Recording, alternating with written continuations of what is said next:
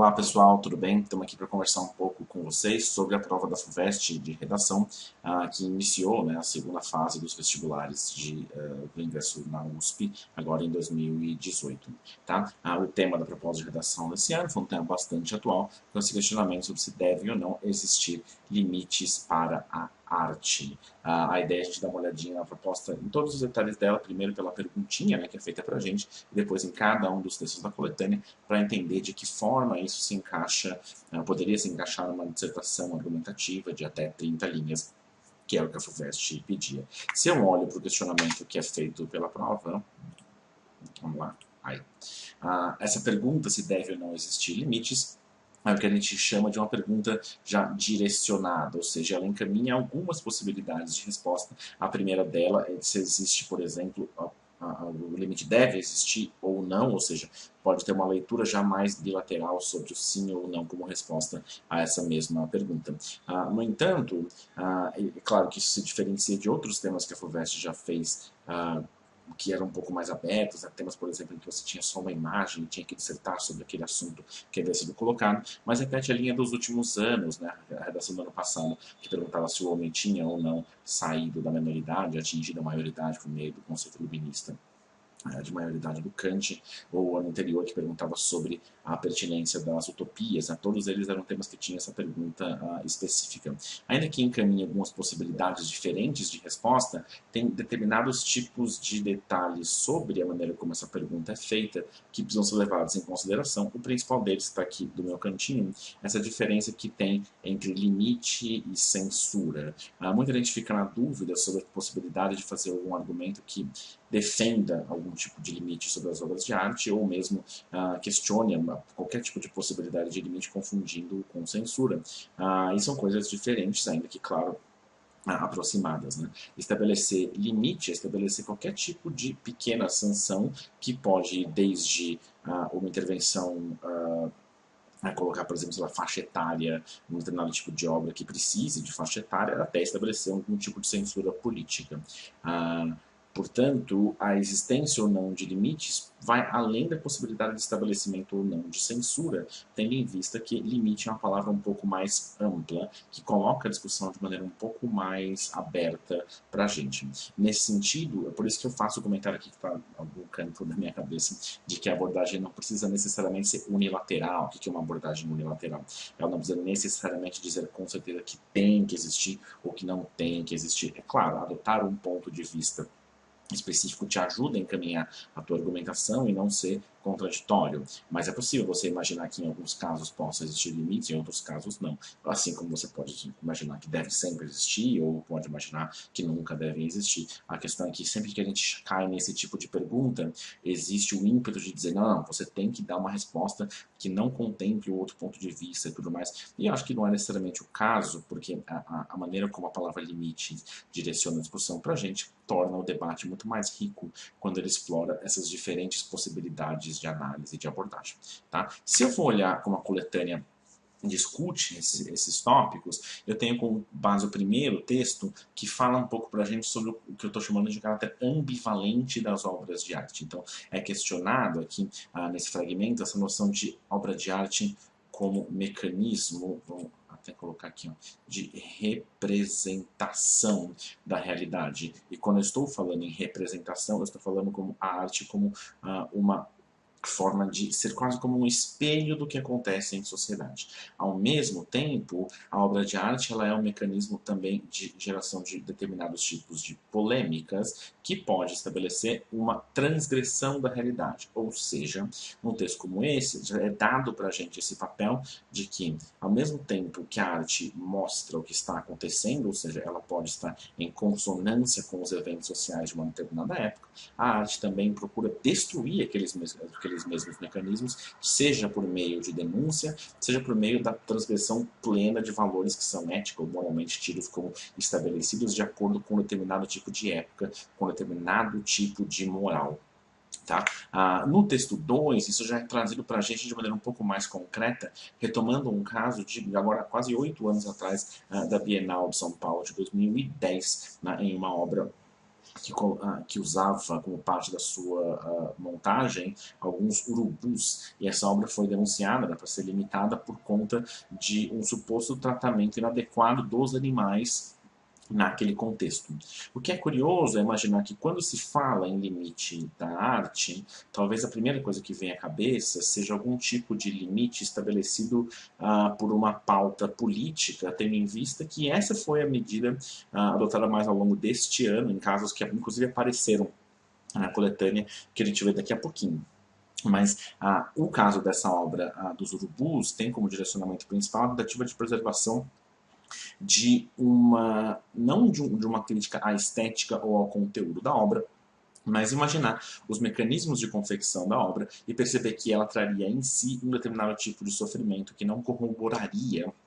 com aquilo que estaria sendo criticado ou analisado. Nesse sentido, este é um exemplo de como a arte poderia ser limitada na medida em que ele traria algum tipo de tratamento inadequado, neste caso aos animais, mas essa discussão poderia ser expandida caso fosse estendida, por exemplo, a um tratamento inadequado a grupos minoritários ou a um tratamento inadequado a grupos que não se encaixassem da visão dominante, que é aquela visão normalmente defendida em determinado tipo de exposição e tudo mais. Meu ponto é imaginar que este exemplo ele é um bom contraste a um outro tipo de limite, que é o limite exposto nos textos 3 e 4, que é o que fez mais sucesso ao longo deste ano, inclusive, que foram os limites estabelecidos na exposição do Queer Museu em Porto Alegre. Né? Então, caso você não conhecesse essa discussão, ela é contextualizada aqui no texto 4, né, o fragmento aqui acima do nosso quadrinho, e o texto 5 traz para a gente a posição do Santander Cultural. E essa posição do Santander Cultural é muito rica do ponto de vista do fornecimento de conteúdos para o nosso texto, porque eles mencionam que a suposta adoção de uma perspectiva na exposição do Queer Museu não estaria em linha com a visão de mundo do banco. E aí ele diz assim: quando a arte não é capaz de gerar inclusão e reflexão positiva, perdeu seu propósito maior, que é elevar a condição do humano. Ficou tudo agora colorido demais aqui na nosso quadro, mas um ponto a se pensar por essa colocação são essas duas relações. A primeira entre arte, reflexão e elevação. Quando se pensa na relação entre arte e reflexão, sim, é interessante olhar do ponto de vista técnico das obras de arte, que tem um determinado tipo de discurso que distingue daquilo que é prosaico e mundano, e essa elevação da discussão adviria, de fato, de uma ótima organização artística. No entanto, essa elevação da condição humana não tem por que não estar sendo feita, por exemplo, nas obras aqui mencionadas. O que é curioso é que, por mais que esta frase solta, a elevação da condição humana e tudo mais, quando mencionada, que possa nos fazer refletir sobre, de fato, o papel da arte e sobre se deve ou não haver limitação, a posição aqui adotada pelo Santander também está muito relacionada a posições ideológicas adotadas pelo próprio banco, ou pelos aqueles que questionaram as obras de arte do Queer Museu, sendo um mecanismo de formulação de uma crítica em relação àquelas obras que não necessariamente condiz com de fato o que estava acontecendo, sendo que a gente tem uma série de artistas bastante renomados e que, sim, lidavam com obras de arte de forma a elevar, sim, a reflexão. Portanto, o que é mais curioso nessa afirmação, e aí não é como criticar o Santander ou coisa assim, mas para fazer a discussão do tema rolar, é que quando se fala que não está rolando reflexão, a ausência de reflexão não é necessariamente das obras expostas lá no museu, mas da discussão que se criou por meio de um ambiente externo, nesse caso das redes sociais, o que nos faz pensar que, sim, existe uma tentativa de um uso ideológico, inclusive do discurso em relação à obra de arte. Então, quando se fala de que a arte pode questionar a realidade, existe uma aceitação ou não desse questionamento que varia muito das forças dominantes da sociedade, de quais são os discursos que validam ou não determinado tipo de pauta. E isso ficou muito claro pela discussão que veio diretamente da questão do Queer Museu. Por fim, o texto 5 da coletânea faz uma busca diretamente essa noção da arte como uma forma de transgressão, fazendo uma defesa disso na medida em que a arte seria como uma forma de utopia, em que a partir do momento que você propõe uma nova sociedade que desconstrói os valores daquilo que estava estabelecido, é possível imaginar novos valores a serem construídos e novos caminhos para se criar. Isso é interessante porque não se imagina a arte como transgressão, portanto, simplesmente como uma forma de destruir aquilo que existia, mas um mecanismo bastante moderno, bastante utópico, que é um tema recorrente nas redações da FUVEST nos últimos 10, 12 anos,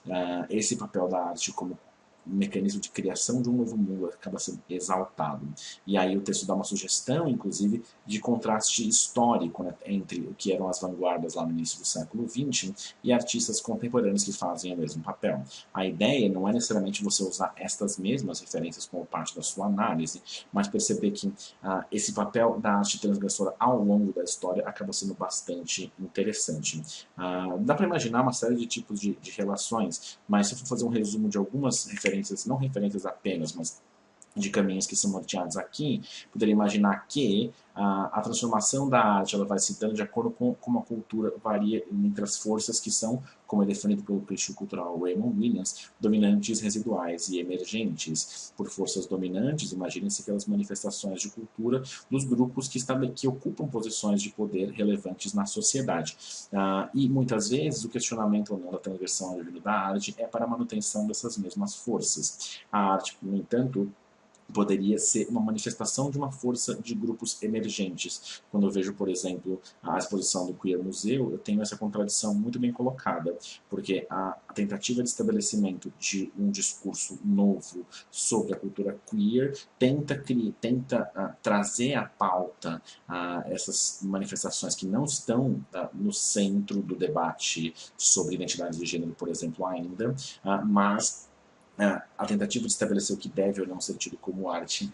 se estabelece como um mecanismo de controle da força que ainda é a força dominante. O Walter Benjamin, crítico da escola de Frankfurt, fala algo muito curioso sobre a noção de cultura, de que todo monumento de cultura é também um monumento de barbárie, ou seja, numa sociedade que é bárbara, a criação de objetos culturais depende necessariamente,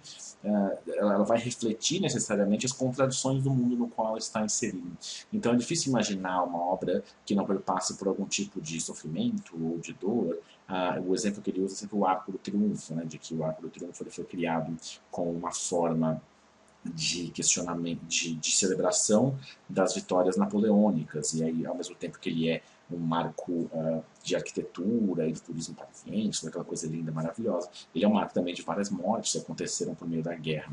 O que é curioso no mundo contemporâneo é essa tentativa de tirar da experiência aquilo que ela possui de mais diretamente autêntico, e o Zizek, filósofo contemporâneo, fala bastante sobre isso, de como se tenta hoje ter uma série de experiências que não tem, ele fala da Coca-Cola sem café, sem açúcar, ou coisas assim, né, de que você poderia tentar limpar da experiência aquilo que ela tem de supostamente danoso, para você viver numa realidade em que você aceite tudo como está de maneira plena. A obra de arte seria um mecanismo, portanto, de evitar que você vivesse nesse tipo de mecanismo, o que não significa que ela não possa ter nenhum tipo de limitação, a partir do momento que ela pode ser totalmente ofensiva e ser usada com uma diferença negativa, caso ela seja um mecanismo excludente. Nesse raciocínio, é possível imaginar, portanto, que a proposta, por mais que tenha um direcionamento, ela abre para uma diversa variedade de possibilidades de resposta, que tem sido um ganho da FUVEST nos últimos anos. Vai ter vantagem o candidato que souber articular esses tipos de referências de mundo, com casos de obras de arte de diferentes épocas, para conseguir estabelecer uma boa leitura da proposta. Tudo bem? Caso tenha dúvidas ou tenha algum tipo de curiosidade sobre a prova da FUVEST ou sobre como nós trabalhamos esse tipo de assunto, entre em contato com a gente aí por comentários ou via inbox que a gente resolve para você. Tudo bem? Um abraço e até mais.